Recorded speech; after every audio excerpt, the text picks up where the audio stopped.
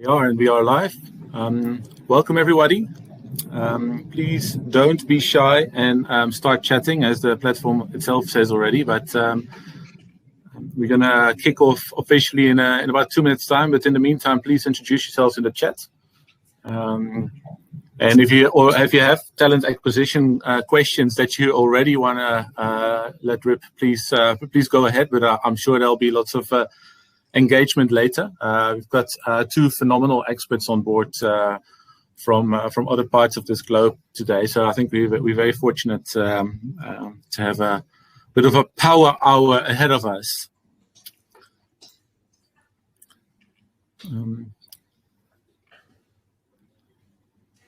Good to see our three of our best friends, Nick, Rox, and Tony, are already active.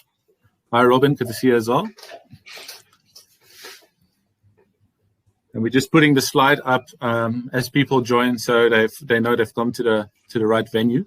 But once we start chatting, we'll take it off. Here, Lauren and Kevin as well. And I think we because obviously there'll be a replay, and some people will be joining a bit later, and they'll be sorry for that, but they'll be able to see the replay in a bit. So without further ado, as they say, welcome to this HR Indaba Network webinar, the Talent Acquisition Disruption Guide. It's a pretty big one, I think. It's the second last one of the year for the network. So really happy that you're here. Like I said previously, please say hi in the chat and bring your questions throughout the conversation. Don't be shy. We've had a bunch of questions already asked by people that registered for this webinar, so we'll definitely bring those in as well. And if it's not answered, or you think I'm forgetting, just put it in the chat again. We'll definitely get them all answered. If it's not during this period, then we'll make sure it's answered afterwards. Very important to note that this webinar is made possible by our great partner, TalentSmith Technology. They've really been a great supporter of the HR Indaba Network in 2020. And they've already committed to great support in 2021 as well, which I think is pretty special, seeing the times we live in. What TalentSmith Technology does is they really partner with the best in the world, and Smart Recruiters is one of those. And we'll hear from Tony, who's with Smart Recruiters during this hour. So if you want to improve your recruitment performance, or enhance your candidate journeys, engage your employees, or up your onboarding game, that's basically when you need TalentSmith. And today we're going to talk about a disruption in the talent acquisition space. I must say TA. I'm hearing a lot of TA in the preparation to this webinar. So if you hear TA and you don't know what it means, and you're in HR, then you're probably in the wrong webinar, but it means talent acquisition.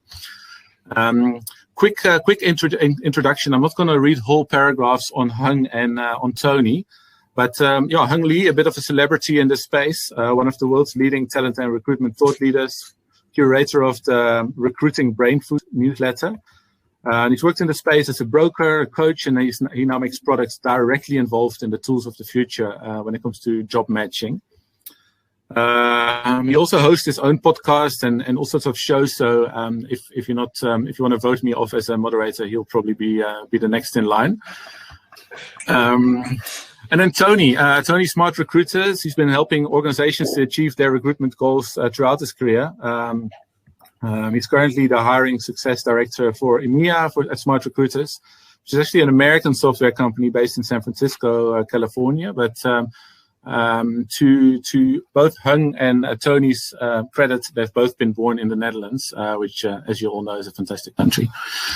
So, with having said that, we're going to just have a conversation today. So no massive PowerPoints or presentations. If you really want to get these nuggets from these guys, you have to pay attention or listen to the replay once or twice afterwards, and forward it to your colleagues. I know that's going to happen a lot. Having spoken to these guys in preparation.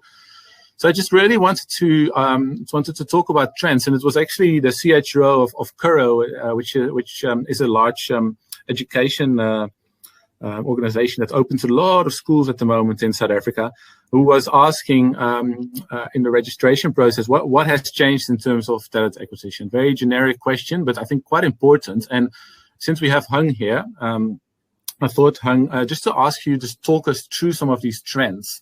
What have you seen in the last few years, and in this crazy 2020, how has that sort of panned out? So let's hear from you first, Hung.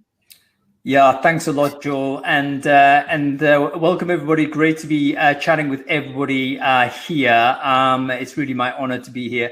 Wow, trends, such a big topic. I mean, you could just chop the decades up into time frames and figure out what's happening here, there, and everywhere. I think it makes sense, given the current circumstances, to think about things like BC, before COVID, and maybe AC, like after COVID, see what's changed there. Because I think that in some respects, a lot of the trends that were happening BC have been accelerated as a result of COVID-19. But there are a few trends I think have been reversed as well. And maybe that, it's kind of bent the path to a certain degree, in a different direction, which is going to be interesting for us to explore. So just to roll out a few things that might be of interest to the people there. Trend number one is obviously, I think, the strategic positioning of TA. I think that has absolutely accelerated, meaning that where talent acquisition sits within a business has become even more important as a result of COVID-19. And this year, even as the trend was rising forward, as it was in any case. If you think about where recruiting emerged, it emerged really as like an offshoot of what HR people did, in many respects, an administrative function, stick a job ad out, handle the applications. That was the job.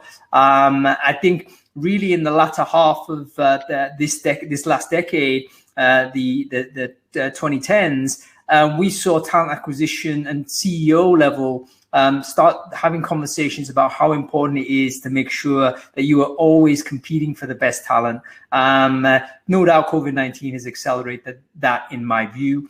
Reason why the companies that seem to have responded the best, if you like, or be more resilient, are the ones that are the companies that people want to work for. Typically technology enabled, using modern tooling, modern processes, modern thinking. They're the businesses that people want to work for, and they're the ones that are still making huge amounts of revenue. So you can imagine that a lot of companies that may have spent overly long thinking about, where do we put talent, where do we put recruitment, we'll get to it next year. I think these days they're now realizing, actually, we have to put talent acquisition right at the top of what the concern of the business is. Second trend, which I think is super interesting, is this increasing concern for a social responsibility. I think that was always like important, but not really, I would say. I think a lot of companies would hive that off into the CSR function and say, right, what do we need to do to make sure that we are at least above the bar here? COVID-19 definitely has elevated the sense of responsibility that companies have to the rest of society. I think this is to the company's credit, by the way. I think generally speaking, employers have performed in many respects better than government in comparison. They've really stepped up and to say, look, we've got to take care of our staff. We have to think about them first. Let's think less about the profit and shareholder value. So real renegotiation of some of the big thoughts that were driving business decisions. So the CSR aspect, I think, is an accelerant.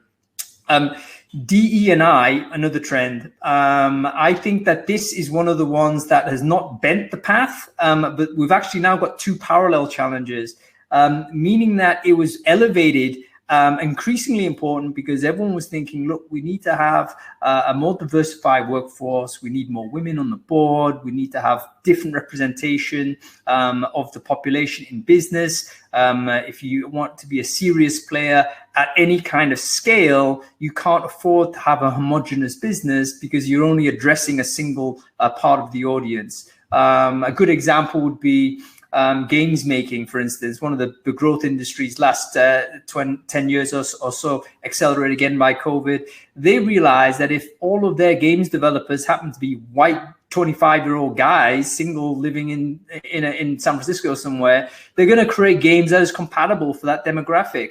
Whereas, in fact, what you want to do is understand your total addressable market is anybody who stares into a screen.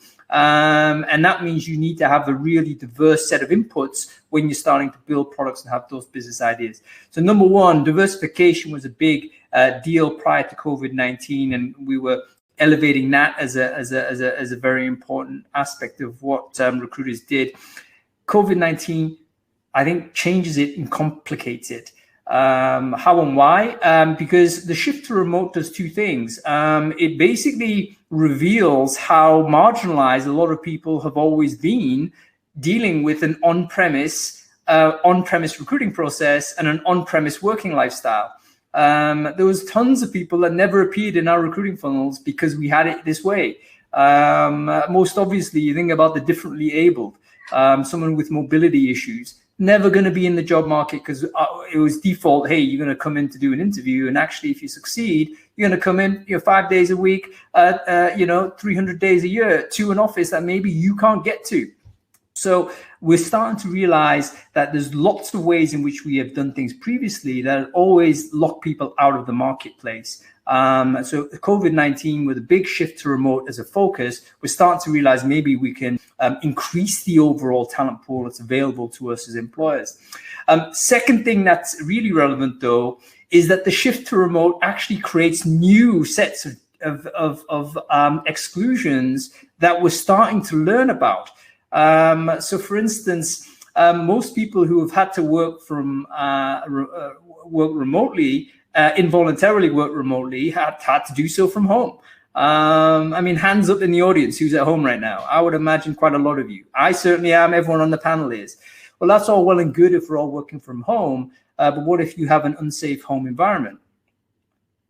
Are we thinking about that? There's plenty of people out there that unfortunately do not have a home environment where they can actually feel safe and secure. Forget about doing work. They've got other things to think about when they're in that place. So that's potentially a huge issue related to economics, related to sort of access to material resources, et cetera, et cetera. And that, of course, then attaches itself to things like ethnicity, gender, and so forth. How about uncontrolled work environment? All three of us sitting here seem to be owning our rooms here. Like there's no kid going to run in at any point. The missus isn't about. Those types of things. You know what? Maybe your home is safe, but it may not be under your control.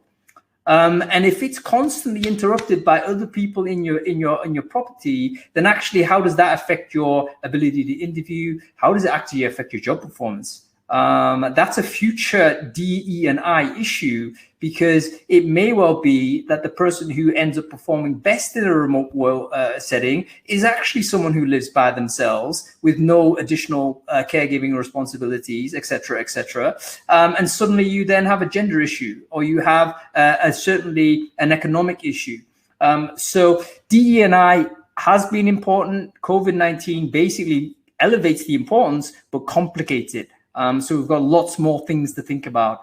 Okay, I'll give you one more before I stop talking because I'm eating up time. What about use of technology? Absolutely using technology. I think companies have been very, very, if you're a business owner, your primary objective is to maximize your profits for your business. That's your job as a CEO. If that wasn't the top headline, the first thing in your mind every day, you would actually not be a very good CEO. That's what the person does. Now, there's no question that using technology can help you increase your profits.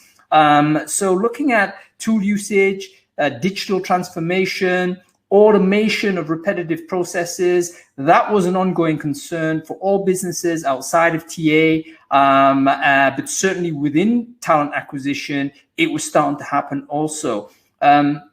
I remember a talk by a guy called Andrew Ng, who is like now setting up a school for teaching AI and what have you. But he mentioned a quote that was super interesting to me, and his thoughts were ultimately, with the technology set that we currently have, the state of the technology that we currently have, anything that basically requires less than 1 to 2 seconds worth of cognitive effort can be automated. So in other words, maybe the deep thinking that human beings can do, where we're synthesizing lots of inputs and having complicated arguments and thoughts, that's maybe staying with human beings. But all of the ticking and bashing stuff that we tend to have to do, and by the way, folks, in recruiting, we do a ton of that, thinking about scheduling interviews. What about chasing for feedback? How about, updating the candidate database?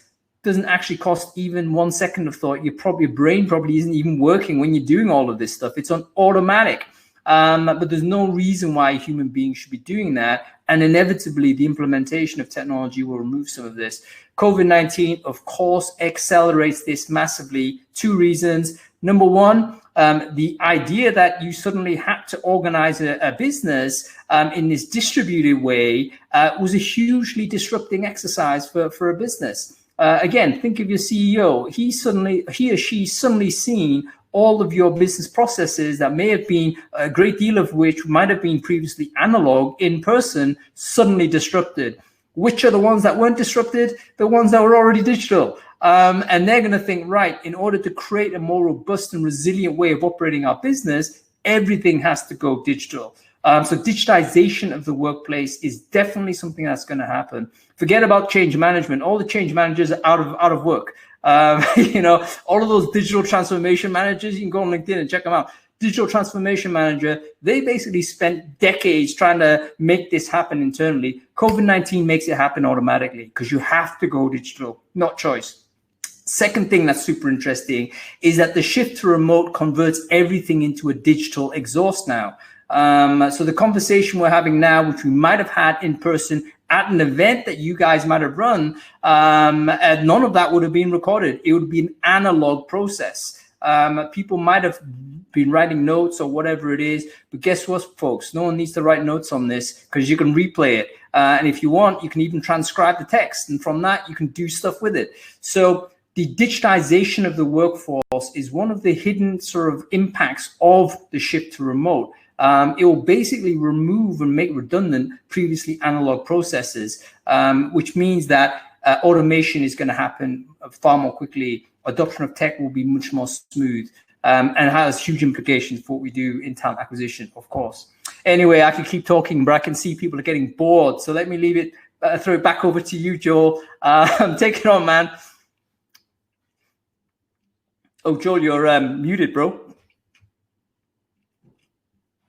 Okay, let me just go off mute for a sec then. Thanks, Hung. And I don't think we're getting bored at all. Thank you so much for sort of positioning where TA is at the moment. And I can definitely promise the audience a bit of a robots versus humans fights between the two of you later. But I don't want to go straight into that. I'm going to put a poll up where people can indicate how they're going to hire people in the future through AI or through a recruiter, let's say 5 years from now. But in the meantime, Tony, you obviously work very practically with smart recruiters in that space. And listening to Hung, I get the impression that like everything has been put upside down in the last year and everything is different. How does is that really the case in your observation, or how are your clients actually dealing with it from a practical point of view? Yeah, really good question. And I think it all has to do with perspective, right? So if you are really in the operation, right, the day before COVID and the lockdown hit, you were doing other things than you're doing now. So yeah, your world can be upside down a little bit. But if you zoom out and we take a little bit more a look at the entire TA function, right, and what are we still doing? Not much has changed in terms of the teams, but I think what we get uncomfortable with is kind of what Hung described as things that got accelerated, right? We as TA function were pushing on a lot of topics, and all of a sudden we are being pulled into it to actually do it and implement it and solve it. We were already playing around with video interviews and trying around with new technologies to book in interviews automatically, to how do you actually do interviewing and all that kind of stuff, and talent pooling, for example. Yeah, we need to start building talent communities around our organization next to doing our day-to-day job. And now, for example, COVID hit. So a lot of organizations had to furlough a lot of people, so temporary, put them on leave, or actually had to fire a lot of people. And what we saw is that a lot of organizations, the leadership went to the TA leader and said, well, you're the champions of building talent communities, right? We now, from one on the other day, we have 1,000 people, or how many you do have, we need to put them on furlough. We want to stay in touch with them, put them in the talent community, nurture them, talk to them. The moment we're gonna ramp up again, we want to be in touch with them because we don't want to lose them, but we have to lose them. So from having this conversation, Hang could be my CEO. Yes, we need to invest in CRM, talent pooling, and all that kind of stuff. I'm running this fight. Now, the same day he's at my desk, what do you need? Fix it. So this gets a little bit uncomfortable for TA teams. So we are being accelerated and propelled forward on some of those topics that we immediately need to solve it today. So that's just an example. And another one, I think it's some things are getting really visible or coming to the surface that we also had to push a lot. So like we always had to push. I never worked in an organization pre-COVID where all my hiring managers came to me. How do I do interviews? Please teach me how I assess my candidates. It's always the struggle, right? We all recognize that. And now everything is remote and digital. And hiring managers like, how do I assess you, or how do I assess Hang? I never shook the guy's hand. How can I make a decision how we are going to hire him? Now you're coming to me. So now we need to not only adapt to this digital space, but at one point, all the eyes of the organization on these topics are looking at us for these solutions. So again, great opportunity, but it's a lot of work and can make us feel uncomfortable. So I see that I can understand that propelness, that increased speed on some topics can feel like a lot of change. But I think the in-depth issues that we're trying to resolve, or how we try to grow and improve what we do as TA function, at its core doesn't change a lot. And a last example, what I really love about coming to the surface and that we're not really good at it is, don't get me started on reporting and analytics, right? We all build this super complex dashboards. We're really good at that. All the metrics are there. COVID hits, the world is upside down. We look at those dashboards. What do they tell us?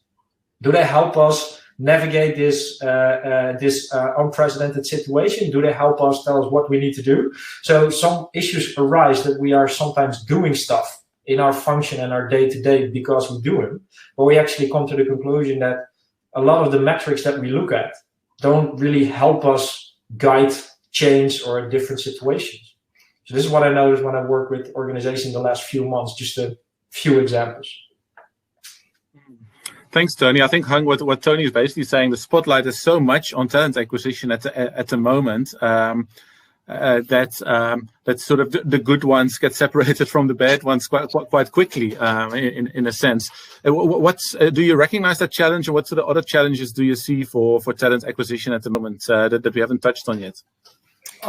We haven't touched on the new war for talent, folks. The new war for talent.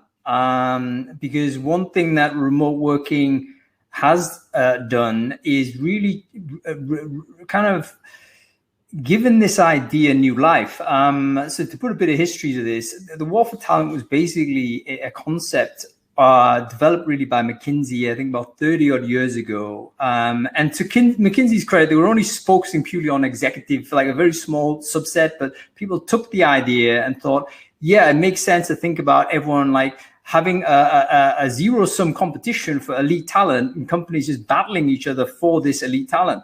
And then over the just before COVID, we were throwing out the idea of war for talent because we thought, you need to be attracting people that are just very aligned to your culture and your values, etc. And that's going to be a different person to someone who may be attracted to another company. So it's actually not a war for talent. You just got to have a more of a commitment to your own values, and you'll end up just connecting with those folks.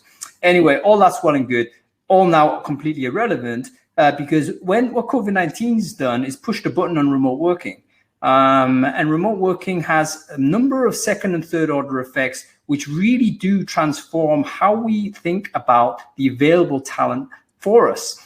So for instance, there's now zero friction for someone who is in location A to work in location B, because that company may now be saying, hey, this is a remote from anywhere job.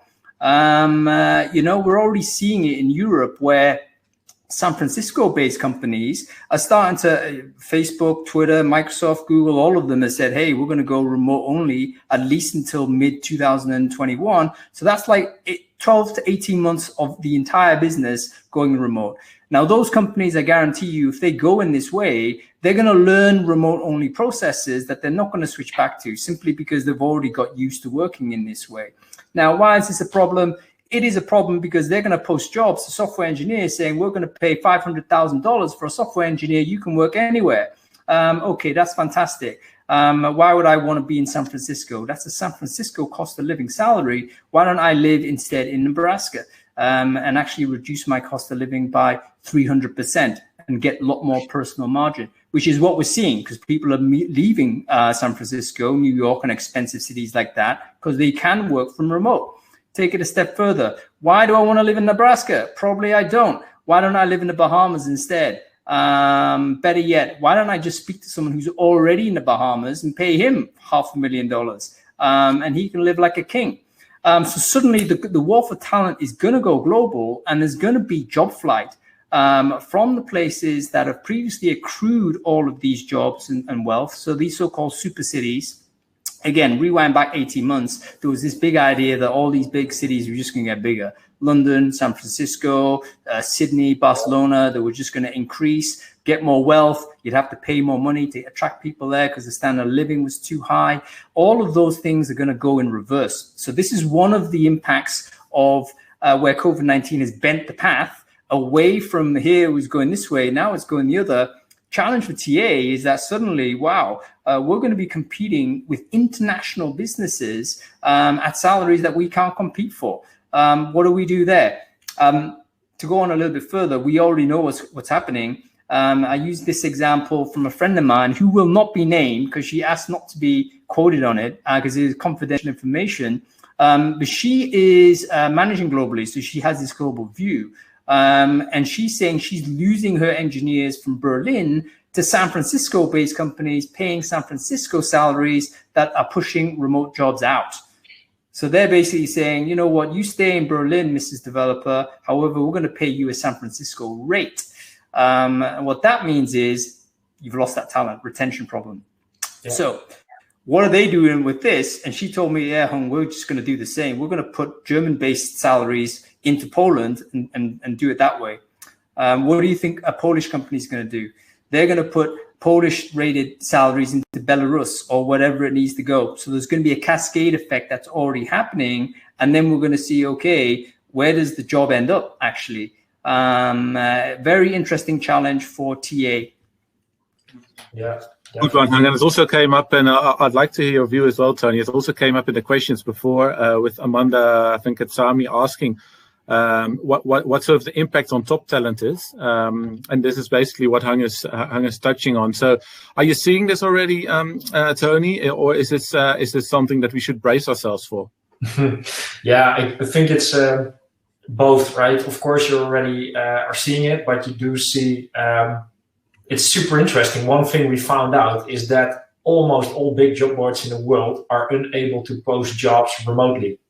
There's still, you can't post a job on Indeed on LinkedIn without giving a location, which is crazy if you think about it.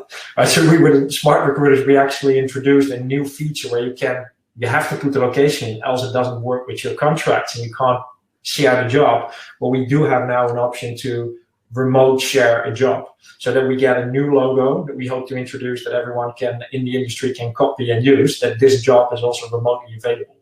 So you do see that even if organizations want to do it and they say, yeah, we're going to post this job, and then you literally come to the conclusion, why do I have to say this job is in London, right?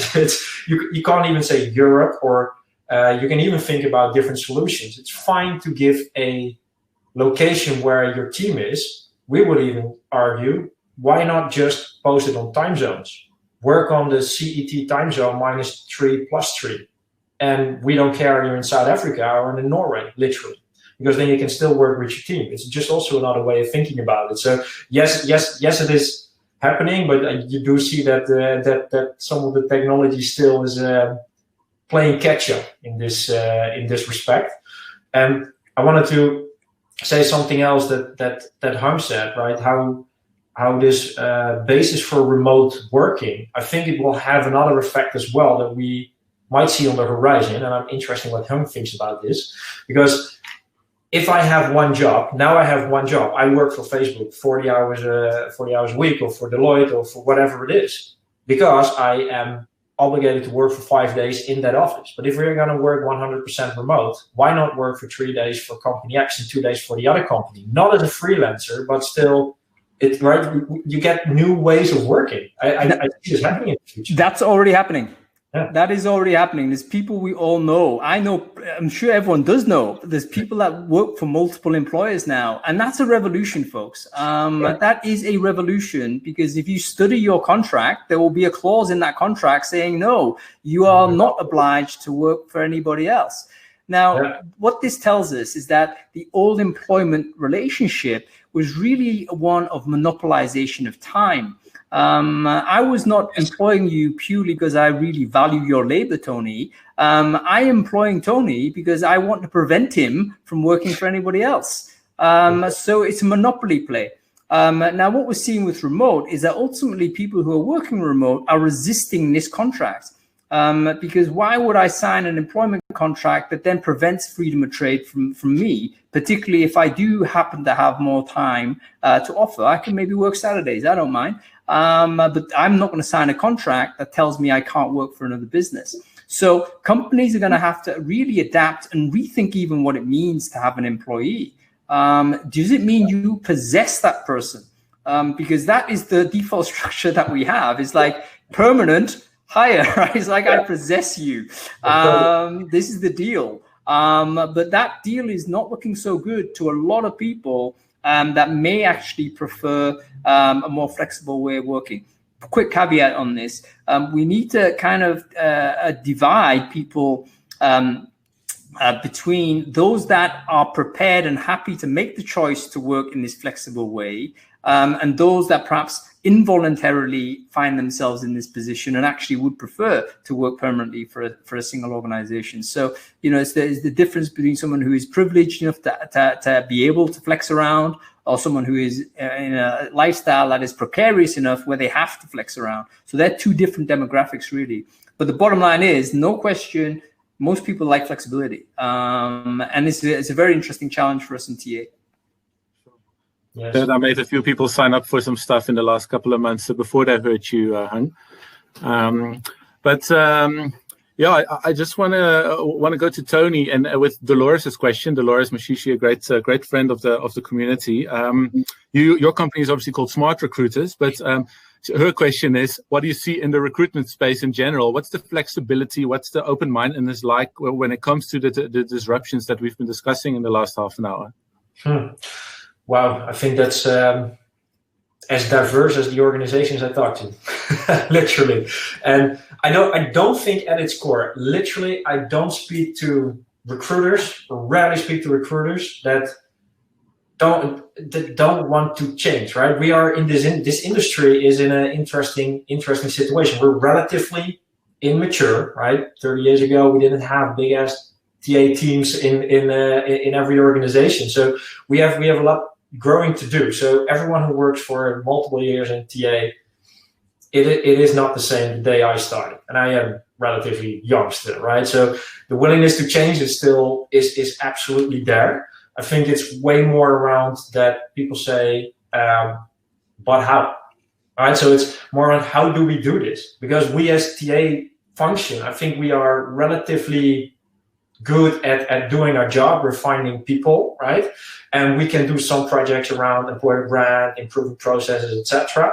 But I think our learning is way more around, how do you say this? How do we keep this all together? How can we learn as a TA function? I think this is what we need to learn. Sit back a little bit, zoom out and take a look at the entire TA function. Understand where we are, where do we want to go? If we have clarity around this, how do we then prioritize the projects and everything that we do? So I think our learning is way more in how can we become more strategic about what we do, and not so much about the actual innovation, right? If a lot of teams that I speak to have the most insane and crazy ideas for their organizations, which I really love, but it's more around how do we translate this to something that we can actually execute, and how do we get leadership on board? So I think that's where our learning sits the most. So yeah, you see the change willingness in the industry. But how is that for you, Hang, if you speak to people? In terms of what TA should be doing, I mean, actually, could you rephrase? I kind of got lost in the vision that you were painting, actually, Tony. It's more around the flexibility of how you said it, the open-mindedness and willingness to change of recruiters. And I think that willingness is definitely there. I rarely see TA teams, no, we want to do everything the old way. We want to change, but it's more around that they are looking for that how. But the problem is not that they don't want to change. That's not my personal experience. Yeah, and TA has actually a really important function for change, because obviously we're the entry point for new talent. And, one of the ways in which you can transform your business is, of course, bringing new types of people in. So I think you're right, Tony. We are generally always being more sensitive to it and up for changing those things. But the question is, do we have the political power internally within a business to do more than talk about it? And traditionally, TA and also HR, let's be fair, perhaps hasn't had the same weight of conversation internally within a business as other departments or functions might have. Yeah, I completely agree with you. And it's also, and I think it starts with, how do we look upon ourselves, right? What is the purpose of talent acquisition within an organization? It's always one of the first questions I ask. And it's what we always say, from, are you running a cost center or are you a difference maker? This is kind of what we always say. And you have multiple questions that you can ask to get there. But I think the most important one to ask to get a little bit of an idea on it is when I ask an organization or TA leader, who owns the job or the vacancy or the requisition or whatever it is that you say. The answer cannot be the recruitment department. It's the hiring manager. Because you're an organization, you have organizational goals that you need to achieve in a year or whatever it is. That breaks down into what the hiring manager is responsible to contribute to this goal. And he or she is responsible to have the right team in place to deliver this. So if somebody leaves or you need to grow, the hiring manager is responsible at the end of the day to have this team in place, right? And the TA department, in my opinion, is your equal partner. Yes, we're here. We're going to help you in finding and attracting the right talent. But at the end of the year, if the goals of the organizations are not met, the hiring manager can't say, yeah, Tony didn't fill my job. At the end of the day, you are responsible to deliver your KPI. So you have to cut Tony's bonus, not mine. And it doesn't work like that. That's an interesting strategy. I think you're right. There is a relationship issue. Firstly, there's a confidence issue in TA. I think that's absolutely true. We're used to being order takers. If you look at the history of the department, we were not determining who was being hired. It was like, you need to go hire someone. Okay, boss. And then straight away, there's a hierarchy there, right? And that's still a little bit of the DNA of that is still there with us, which is interesting, because you know what? There's another way to look at it, Tony. Because yes, you can push the responsibility to the hiring manager, but maybe if we did that kind of solidifies this hierarchy in the sense, because we just become a service provider to the business. Whereas maybe another way to look at it is to think, right, TA is going to take ownership of the talent of the business. So I'm thinking, let's have a think about sports clubs, man. Like, I'm a big fan of sports. I don't know whether anybody else is here. But I see the difference between like a coach of the team and then someone who is the talent director, who basically his job is to go and scout for the talent coming in. And they're two different functions that literally don't have that much to do with each other.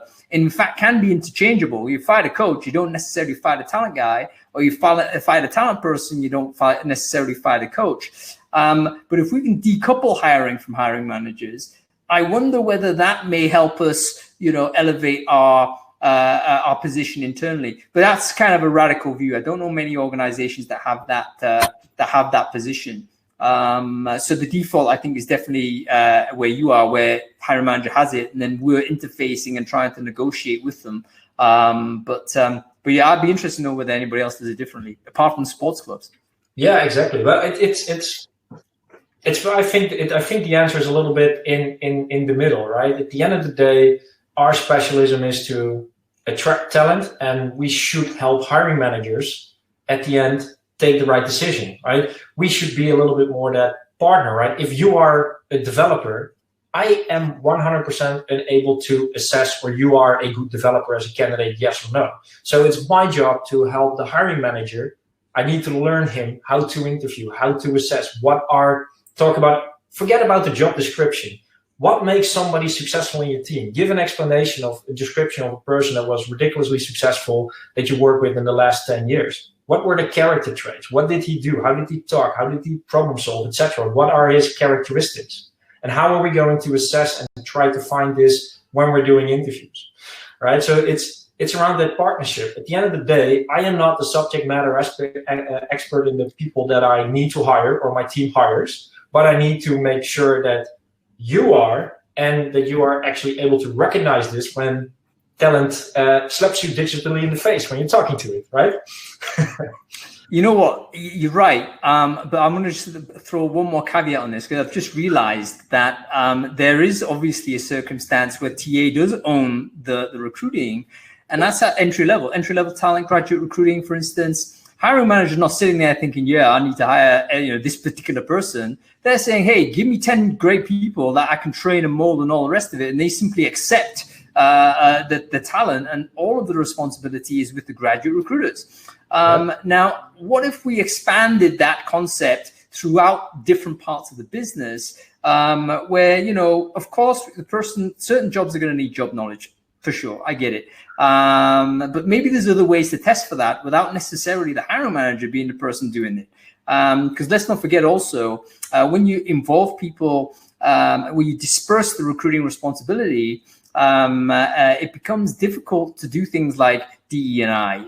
It becomes difficult to do strategic stuff, because you've got these, you'll have basically disaligned incentives. You'll have managers essentially that want to look after their own business, their own core, their own unit, but that may not be perfectly aligned to what the wider business requires. And therefore you start seeing sort of different behaviors that are not optimal for the business. And the bigger the organization is, the more hiring managers of this type you have, basically the more toxicity in the business that you then evolve. It's almost like a cancerous growth. Yeah. So what if you took radical surgery to it and said, stuff this, no more hiring managers, you're a performance manager, you're going to get what you're given. The TA team are the ones that are going to do the recruiting. That's it. Yeah. And what I like about it, I see what you're saying as the end state of what I'm saying. And what I mean by that, it starts for me with communication, because the entry level and the campus recruitment kind of stuff is a really good example, because it's around trust. The hiring manager trusts that I get the best talent in, right, and no discussion, because we align and we understand what good talent is. So the hiring manager trusts me, and you need to work that up to become that I am able to do this for more complex roles as well, right? So it's around that communication. And as the hiring manager feels the responsibility in their role in finding the right talent and explaining to me, or let's say me or the TA department, if I recruit for you for a year, I had this happen in every organization, and we are a hiring manager and a recruiter together, and we talk to each other, you just say to me, this person is leaving. I already know exactly what you need, because we communicate and learn together. You say no more, Hung. I'll get back to you with a shortlist in one or 2 weeks. Right. So this is indeed more an end state, but you need to you feel the responsibility of that role and include me, and not just say, throw it over the fence, the digital fence here, we have one, right? So please solve it and come back with some great candidates. Now you need to invest in me as well to learn what great candidates are. Yeah, I mean, I don't doubt that, and it could well be that we're looking at the same the same vision, just at different segments of the snake, if you like. Yeah, I like it. Let's not look for too many compromises, guys. We are having a debate here. When we prepared this webinar, Hung and Tony said that I was going to be the driver and they were going to be the backseat passenger. So I think it's a pretty classic example of how that goes. Thanks so much for those insights. I do want to go to this very hot topic of AI though. We run that poll with with the audience, and we asked in 5 years' time, how will you hire your employees? And 5% said with the help of a recruiter only. 15% said through artificial intelligence, and I think people generally feel it's safer to say all of the above. So a lot of people said all of the above. You shouldn't have provided that option, Joel. Maybe not. That's the cop-out option. It's the cop-out yeah, option. both of them. But I know you guys are not copping out this afternoon. So Hung, let's hear it. What is AI going to bring, and which jobs is it going to replace? Because HR people are people, and some of them are also worried. Yeah, we should be worried. We should be worried. The worst thing we can do is to maintain false optimism, because that's a form of deceit. And in fact, it's the sort of self-deceit which can be super harmful for us. What we've got to do in HR and TA is to really think around the corner and think, look, this is happening. How do we position so that we are well kind of able to deliver to the business, but also secure in our own function and what we do? There's no question that technology is going to remove big chunks of the work that recruiters currently do. Lots of reasons why that is. That it's more efficient. Potentially, it is more fair. It is more auditable. So again, you think about compliance issues and stuff like this, and potential kind of litigation problems, etc. Well, you can basically these are concerns of the business. This is not about social justice. This is just saying if you're a business person, you're going to want to do something that is going to be compliant to the legal environment you're in. That's more likely to be a machine-based way of doing it than it is going to be a human being.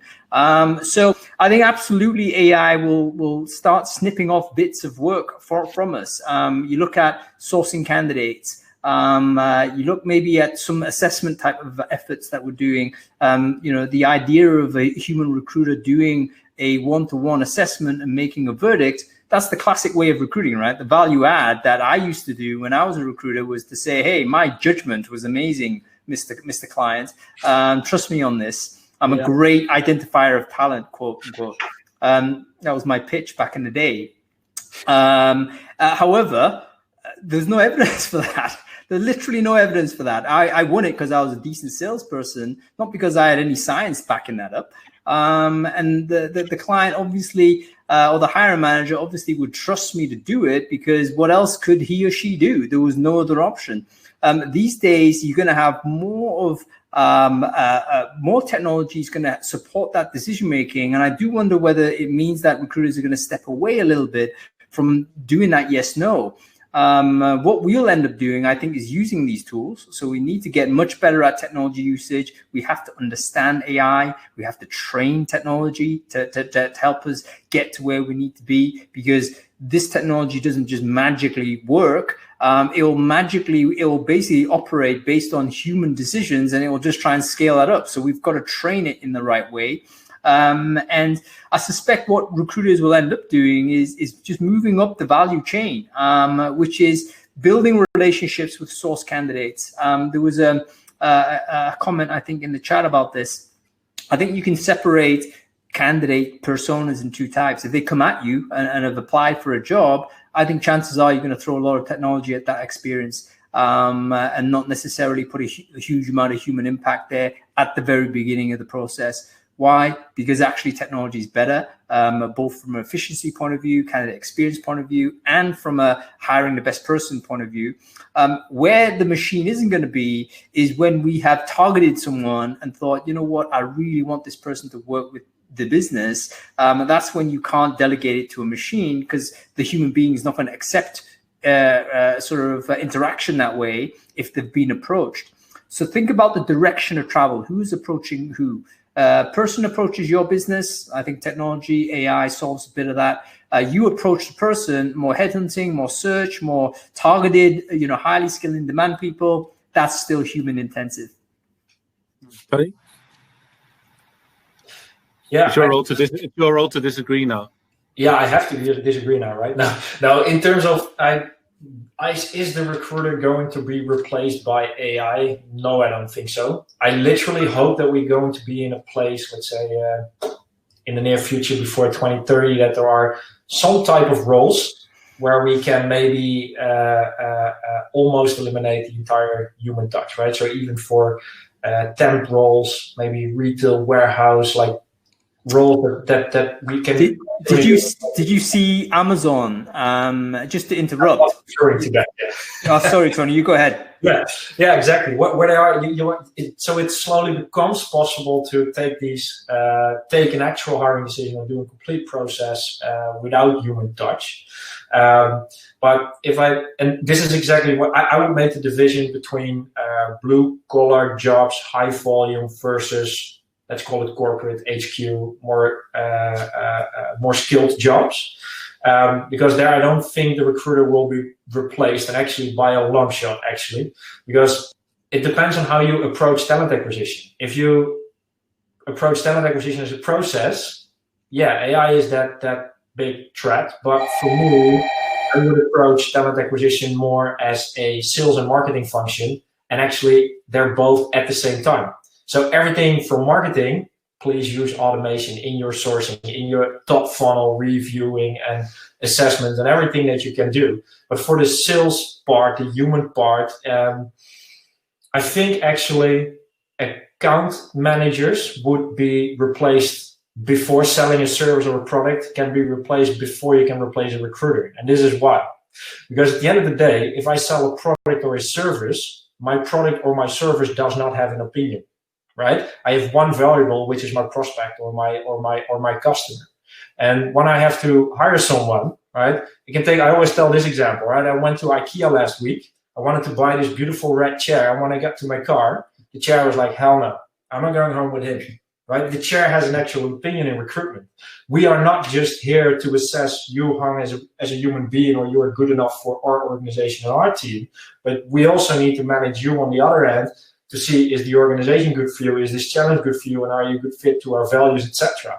And I think if we are able to automate this, then there is literally no point in a human account manager in the world anymore. So I hope we will get there, and I'm really curious to try and do everything that AI can bring. But I think the complexity in TA, we have our product and services have an opinion as well, or they want to be with us, right? So that makes it extra complex, in my opinion. Thanks, guys, and I think we're super fortunate to get some of your sort of world-class, global-level views on this topic. I think from a South African perspective, it can also sometimes be a little bit intimidating, listening to Hung, listening to Tony, and sort of realizing this is not quite where we are at the moment in our organization. So towards the end, I'll also point people towards TalentSmith, who obviously partnered with Tony to take the first steps on that route. But maybe just in terms of tips, in terms of like I want to now modernize my talent acquisition. Having listened to you guys, I'm convinced it has to happen. But to your point, Tony, how? What is the first thing that I should do now? What are the potential first steps I can take to move into the future? Maybe just to start with you, Tony, for a change. Yeah, it's good. It's a good question. One thing, if people are in the beginning of this process, one of the first questions they always ask are, what are others doing? Right? What are other organizations doing? And I always challenge back. I say, please stop with looking at what others are doing and ask yourself this question. It can be kind of a scary question. Who do you want to be? Right? So what do you want to be known for? And I actually created a framework in my previous job, and we call it the what do you want to be known for framework. And then from there, it's connected to the customer brand, to how we serve with partners, the employer brand, our internal communications, etc. So just asking yourself the question, what do you want to be known for as an organization? And start treating your candidates accordingly, so that you will can help you drive a real good connection between how you write your job ads, how you handle your applications and your rejections, etc., to connect to how it is actually to work at your organization. That would be for me a place to start. So don't overcomplicate with technology and sexy new employer brands. Are we actually rejecting candidates the way that we would talk to our own people as well? Update your rejection emails. Update the way that the invitation for the interview looks. Does it fit who we are? And that will drive tremendous change and experience for candidates already.